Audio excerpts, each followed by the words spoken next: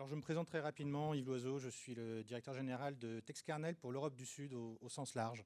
Europe du Sud, bassin méditerranéen, Amérique latine, ça fait une très grande Europe du Sud. À propos de Texkernel, donc on est une société qui est d'origine néerlandaise.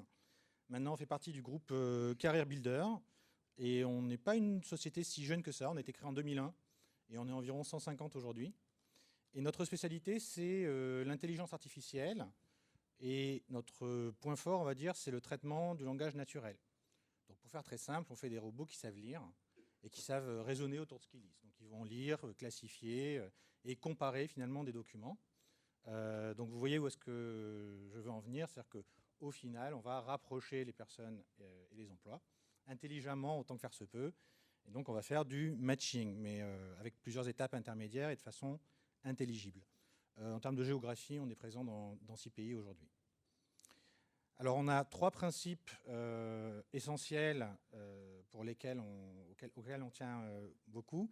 La première, c'est de faire de l'IA pour les humains.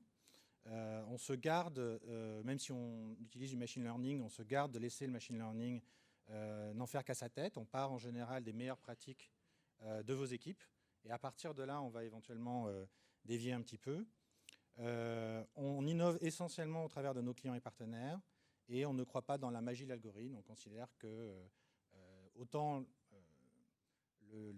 l'intelligence artificielle peut être une sorte d'enzyme du cerveau face à l'obésité de l'information, autant on ne pense pas aujourd'hui que l'intelligence artificielle est vraiment en mesure d'être complètement autonome et de prendre des décisions toute seule. Alors, aujourd'hui, on va vous parler d'un cas concret qui est quelque chose qu'on a mis en place pour la société Engie en Belgique, avec comme constat au départ un défi important pour le recrutement qui est qu'il est de plus en plus difficile de trouver et d'embaucher des talents, et en tout cas en particulier dans un contexte de pénurie, en temps voulu. Et ce, d'autant plus que le contexte technologique ou la situation des marchés évolue vite, et donc ça devient une gageure.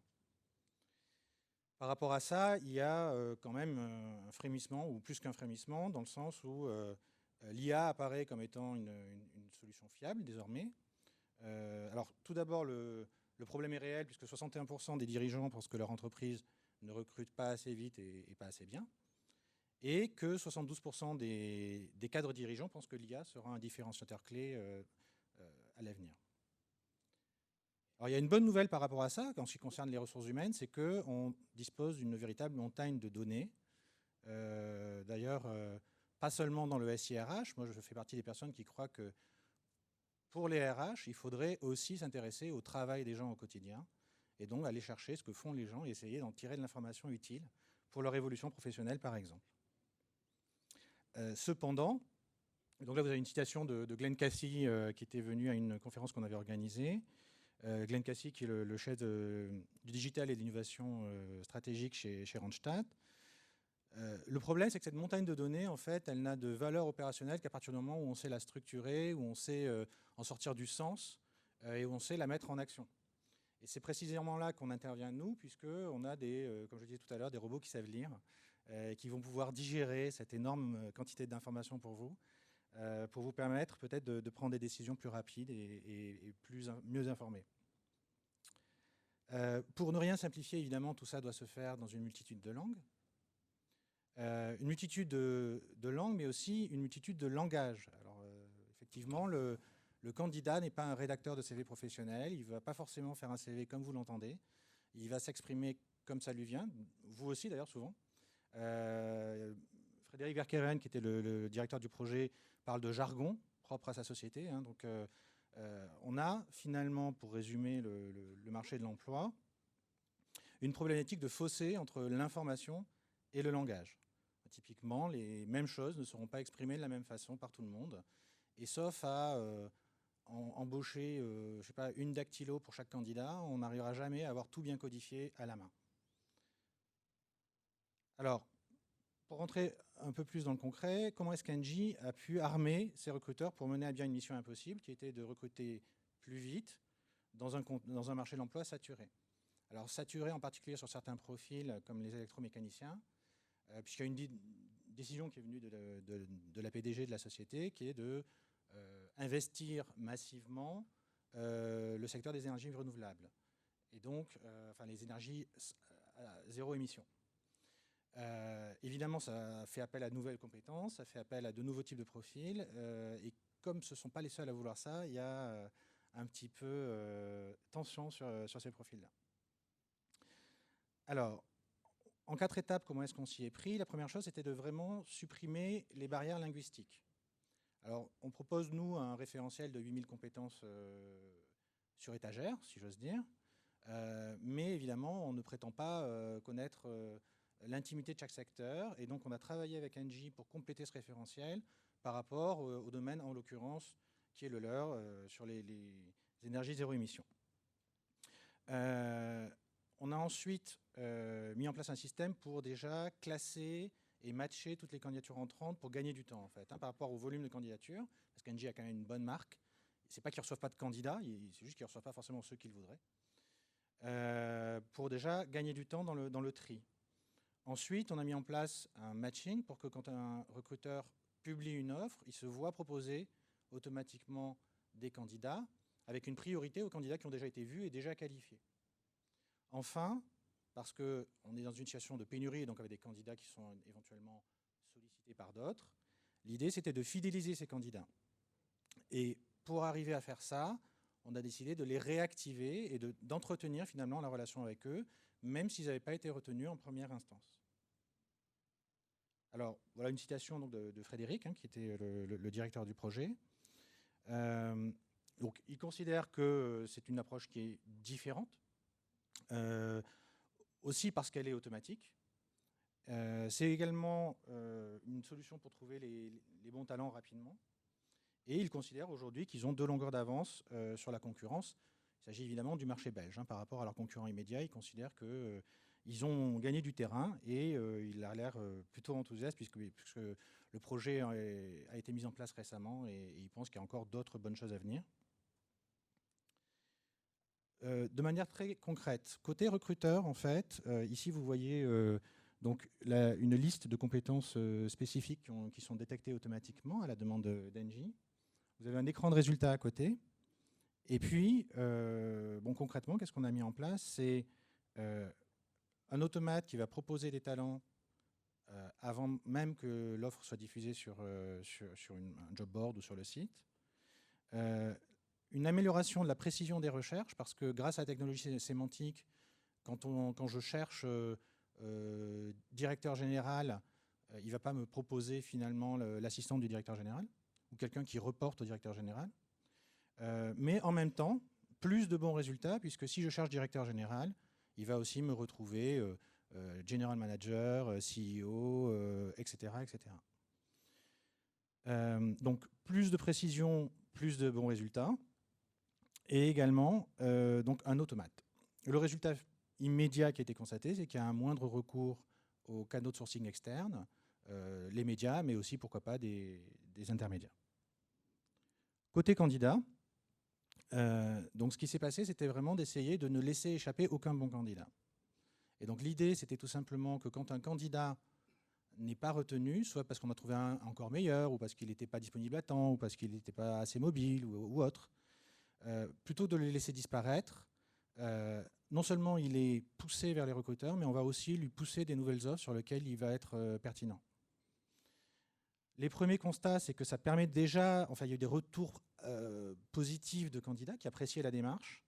Engie espère que ça pourra permettre de construire une relation dans la durée. Ils ont déjà constaté certaines réductions de délais d'embauche, même si c'est un peu tôt pour avoir vraiment des stats. Et puis en tout cas, ils ont eu une image améliorée vis-à-vis des managers, puisque les managers trouvaient finalement une réponse à leurs attentes plus rapidement.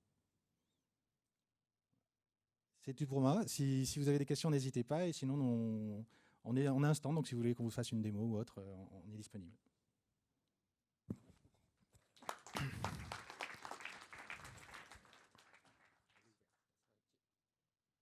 Bonjour.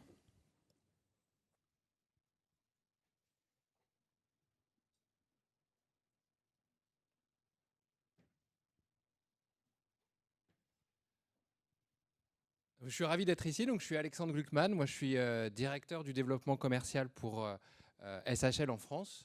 Et je suis venu vous parler d'expérience talent. Alors, on n'a volontairement pas voulu vous parler d'expérience candidat ou d'expérience employé, parce qu'on s'est dit qu'il y a quand même une bonne partie des candidats qui vont devenir des employés, et que donc ça ne fait pas forcément de sens, si on veut parler d'expérience unifiée, de dissocier les deux. Donc, on va parler d'expérience talent aujourd'hui. Rapidement, 2 mots sur SHL. On est le leader mondial de l'assessment. Donc nous, notre métier, c'est d'évaluer les candidats comme les employés, enfin les talents, et d'apporter une information fiable aux entreprises pour essayer de comprendre qui sont les personnes qu'elles ont en face d'eux, potentiellement si elles peuvent réussir dans un job, mais aussi pour détecter si elles ont un potentiel de leadership, pour pouvoir les développer, etc. etc. Donc notre métier, c'est vraiment la donnée, apporter une donnée qui soit fiable. Et puis vous pouvez vous demander, ok, mais alors eux, leur but c'est de faire des tests et des questionnaires pour évaluer les gens. En quoi ça va améliorer une expérience candidat de rajouter une étape supplémentaire?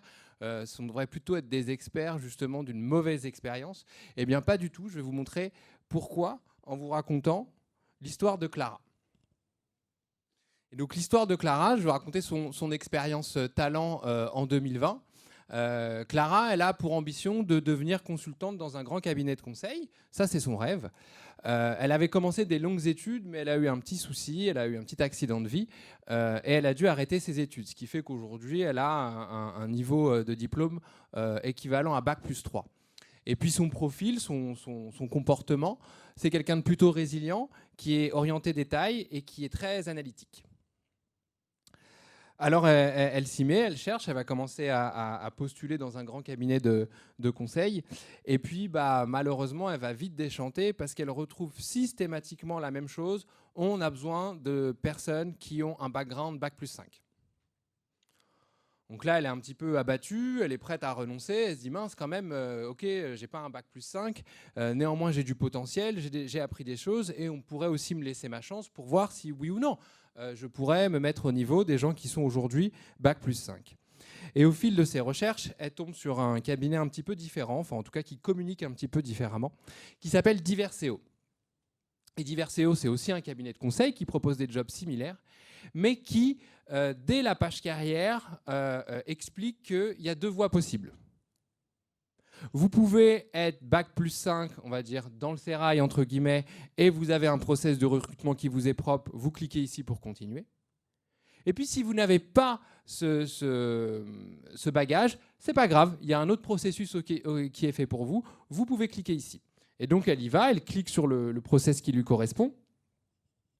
Et là, en fait, elle va directement se loguer en social sign-on avec son compte Facebook, et on va directement lui envoyer un test d'aptitude.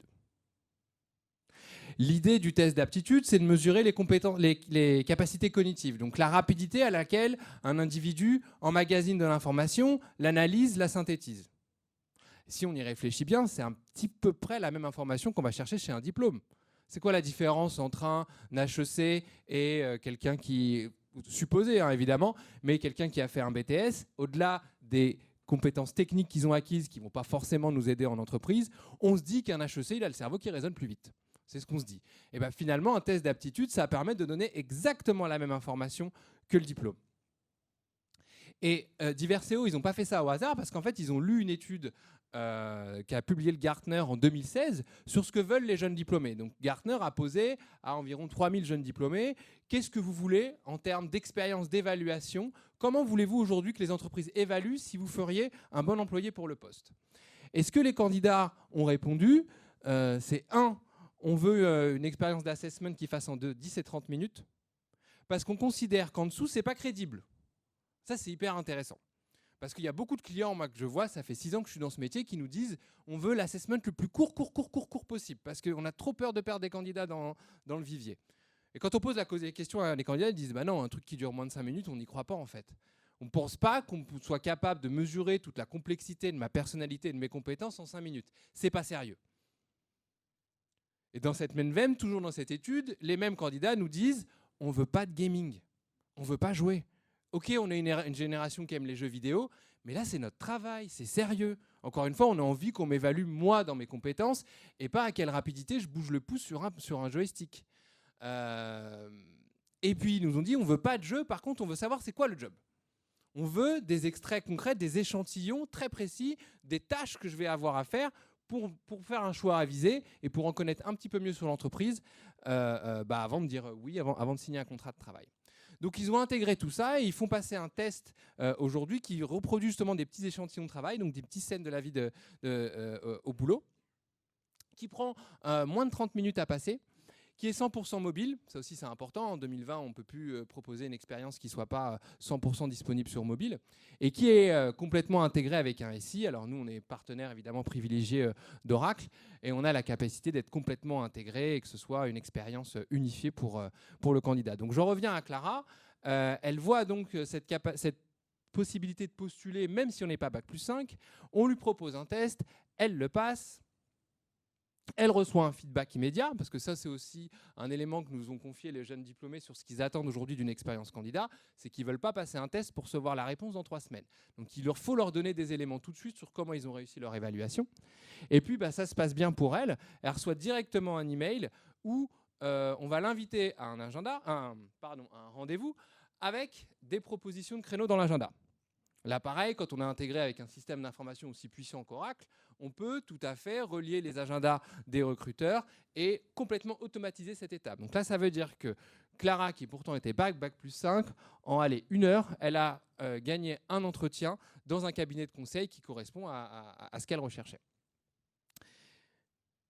Et maintenant, si je passe côté Diverseo, donc l'expérience, on va dire, recruteur, eux, ce qu'ils voient, c'est tout de suite quand Clara complète son test, ils remarquent ses capacités analytiques qui dépassent réellement la moyenne. Et du coup, ça devient une super candidate. C'est quelqu'un qui vont surveiller dans le process parce qu'ils savent que c'est quelqu'un qui a un énorme potentiel. Et là, c'est hyper intéressant parce que Diverseo, c'est une société qui, donc dans le conseil, et qui a l'habitude de travailler en collaboration étroite avec les grandes écoles. Il y a un partenaire qui est référent pour HEC, un partenaire qui est référent pour les arts et métiers, un partenaire qui est référent pour chacune des grandes écoles dans lesquelles il veut recruter. Et si vous étiez venu il y a 5 ans chez Diverseo, on vous aurait dit quoi, recruter quelqu'un Bac+3 ? Quelqu'un qui vient de la fac, qui n'a même pas fait des classes préparatoires. Enfin, c'est impossible. Et en fait, Diverseo a fait sa révolution culturelle. Pourquoi ? Parce qu'ils sont basés sur la science. Ils ont vu d'un point de vue très pragmatique, qu'est-ce qui vaut mon diplôme des arts et métiers ? Qu'est-ce qui vaut mon diplôme d'HEC quand il s'agit de savoir si la personne va réussir en tant que consultant chez Diverseo ? Eh bien, il vaut à peu près 4,5 fois moins que mon test d'aptitude. Ce qui veut dire que si vous recrutez uniquement sur test d'aptitude, vous avez 4,5 fois plus de chances de faire un bon choix que si vous recrutez sur le diplôme. Et donc, comme ils ont vu des gens arriver dans l'entreprise qui ne venaient pas du Sérail, qui ne venaient pas des grandes écoles, et qui ont réussi parfois mieux que des gens qui venaient des grandes écoles, c'est comme ça que le changement culturel s'est opéré. Et maintenant, chez Diverseo, quand un manager demande à un recruteur des informations sur le candidat, il ne demande pas son école. Ce qui l'intéresse, c'est comment il a réussi au test d'aptitude, parce que c'est 4,5 fois plus prédictif.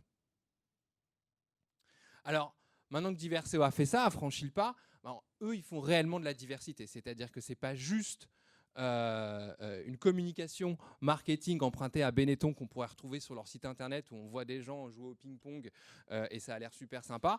C'est vraiment quelque chose qu'ils pratiquent, auquel ils croient. Et c'est ça où est le grand shift, c'est ça où est la différence. Si vos managers continuent à vous réclamer des profils uniformes de la même école, de la même classe sociale, vous n'allez pas réussir à faire de la diversité et ça sera encore moins authentique vis-à-vis de l'extérieur. Donc ce changement, cette posture fait que finalement, quand on croit à la science, on n'a plus besoin de croire au marketing. Alors je continue avec Clara, donc elle passe ses tests d'aptitude, puis elle va rencontrer des managers de Diverseo, elle va être recrutée, et puis elle va commencer, et dans son premier jour, ce qu'on va faire, c'est qu'on va se servir de l'évaluation qu'on a fait tout au long de son processus. Donc elle a passé des questionnaires, des tests, elle a passé des entretiens. Et pendant toute cette phase, on s'est dit que ce serait une super consultante, mais qu'il y a un point d'alerte, c'est sa capacité à travailler en équipe. C'est son premier job finalement, donc elle ne l'a pas réellement montré. Et puis c'est quelqu'un d'analytique qui est très dans le détail. Ça, ce sont ses appétences naturelles. Et on n'a pas vu ressortir comme appétence naturelle la collaboration. Donc on pense qu'il y a un risque. Et dans une boîte de consultants, c'est important d'avoir des gens qui sont capables de travailler en équipe. Et ce qu'on peut faire aujourd'hui, quand on a passé une évaluation, c'est commencer dès le premier jour avec un plan de développement. Vu qu'on a investi énormément d'argent et de temps pour savoir si la personne fera un bon consultant, on a son mode d'emploi. On sait exactement ce qu'elle aime faire, ce qu'elle n'aime pas faire, comment elle est managée, etc. Pourquoi on ne s'en sert pas dans l'onboarding ? On peut le faire aujourd'hui. Encore une fois, quand on travaille avec des technologies qui sont intégrées, c'est quelque chose qu'on peut faire assez facilement. Et par exemple, voilà, Clara, quand elle va arriver son premier jour, on va lui donner comme conseil très concret, lui dire voilà, ce qu'on voudrait que tu fasses dans un premier temps, c'est que tu prennes le pli de systématiquement reformuler ce que vont te dire d'autres consultants pour voir si tu as bien compris. Ça, c'est la première étape de la collaboration, c'est d'être sûr qu'il y a un bon niveau d'entente entre ce que vous dites. Et nous, ce qu'on te propose comme comportement concret que tu peux mettre en place dès maintenant et sur lequel on peut t'observer, c'est de faire ça. Et donc, elle va déjà entamer une démarche de développement dans laquelle elle va améliorer sa capacité de collaboration parce qu'on a vu que c'était potentiellement une alerte au moment de son recrutement. Alors Clara va commencer ses missions, elle va commencer à bouger à droite, à gauche. Et bon, c'est son premier job, elle en avait une image, et puis finalement, ce qu'elle fait, c'est un petit peu différent de l'image qu'elle en avait. Elle ne se rend pas compte qu'il y a un gros décalage entre son équilibre de vie pro et perso.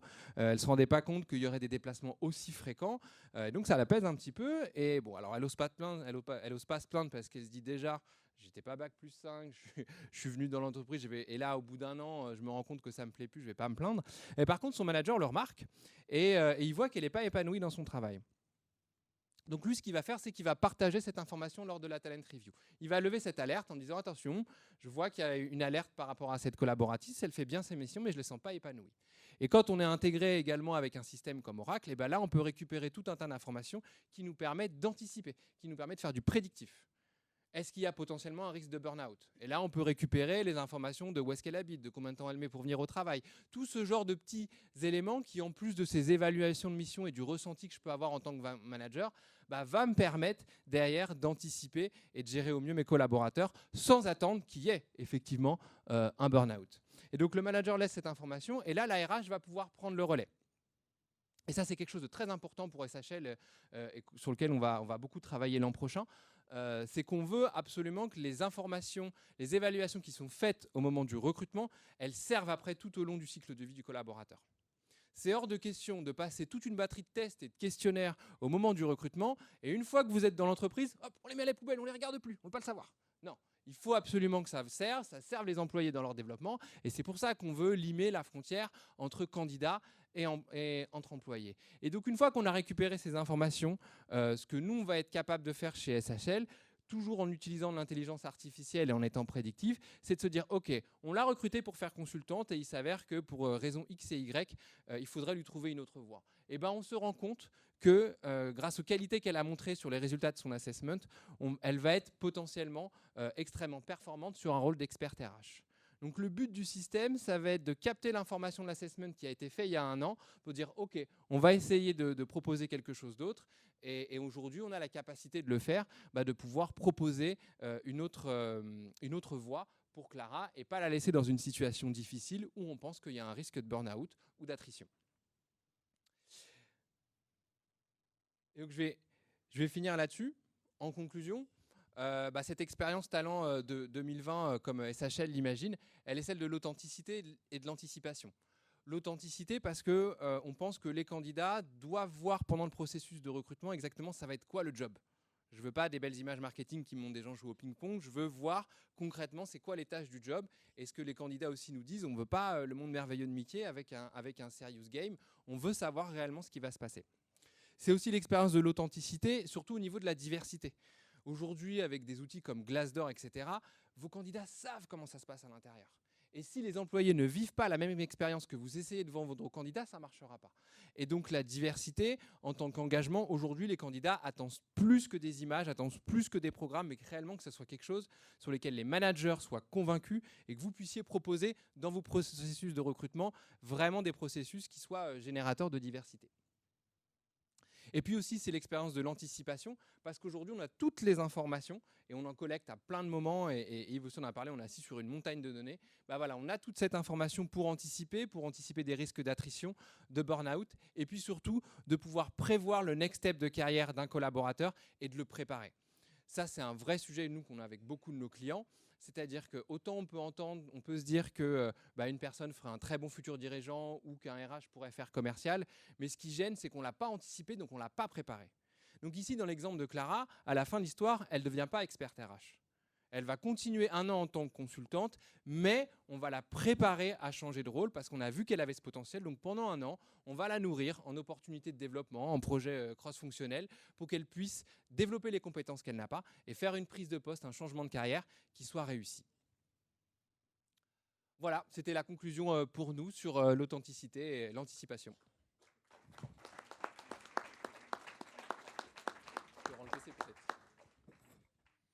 Est-ce que vous avez des questions aussi bien pour Yves Loiseau sur l'IA dans les contextes de recrutement ou pour Alexandre Gluckman sur les assessments?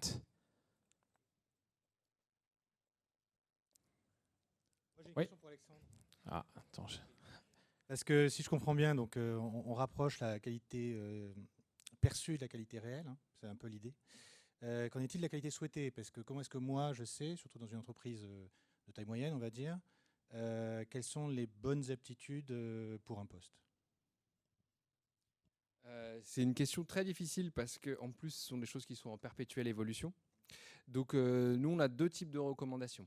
Soit tu peux travailler avec des soft skills si tu es à l'aise avec ça, donc identifier pour chaque poste les soft skills qui sont intéressants, ou tu peux travailler avec des enjeux, des challenges. Par exemple, évaluer quelqu'un qui va diriger une business unit pour qu'elle dégage le plus de profit possible ou qu'elle gagne des parts de marché par agressivité.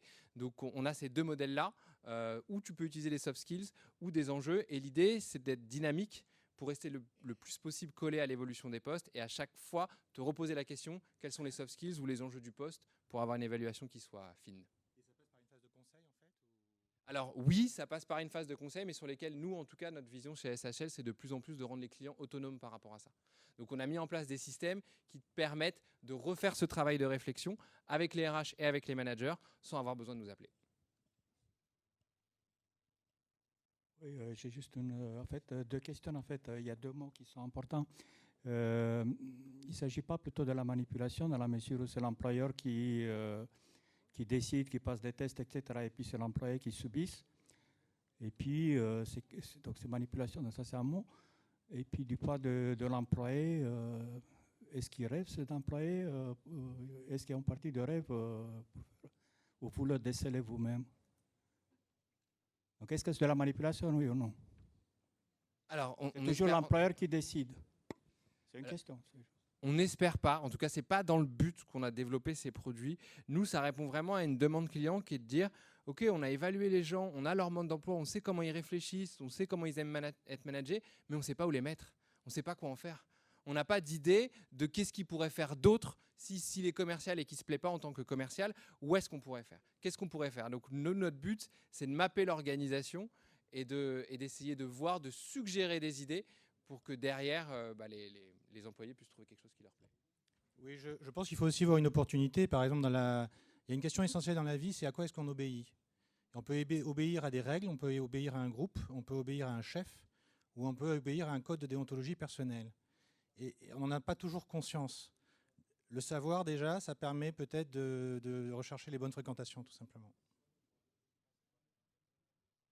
Merci beaucoup, Alex. Merci, Yves.